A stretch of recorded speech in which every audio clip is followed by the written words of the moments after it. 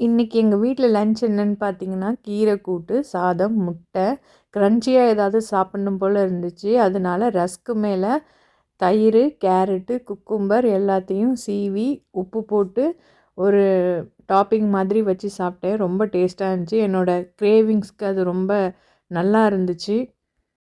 போன வருஷம் நாங்கள் இந்தியா போயிட்டு வரும்போது எங்களை ஊரில் விட்டுட்டு என் ஹஸ்பண்ட் மட்டும் ஃபஸ்ட்டு இங்கே பெல்ஜியம் வந்துட்டாங்க.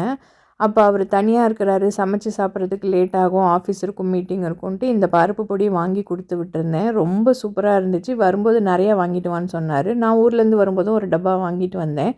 ஆனால் நான் அதை இங்கே வந்ததுக்கப்புறம் தான் டேஸ்ட் பண்ணேன்.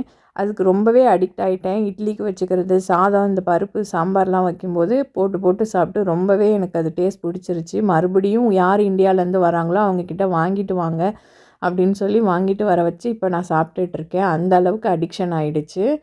ஈஸியாக லன்ச் முடிஞ்சிருச்சு. சரி போர் அடிக்குதே, எங்கேயாவது போகலாமா அப்படின்னு கேட்டாங்க. சரி வாங்க போகலான்னு போகும்போது பக்கத்தில் இருக்க நெதர்லாண்டுக்கு நாங்கள் இந்த ட்ரிப் போயிருந்தோம். அங்கே இருக்கிற ஒரு குட்டி சிட்டி ஏந்தோவன், அந்த சிட்டிக்கு தான் இப்போ போயிருந்தோம்.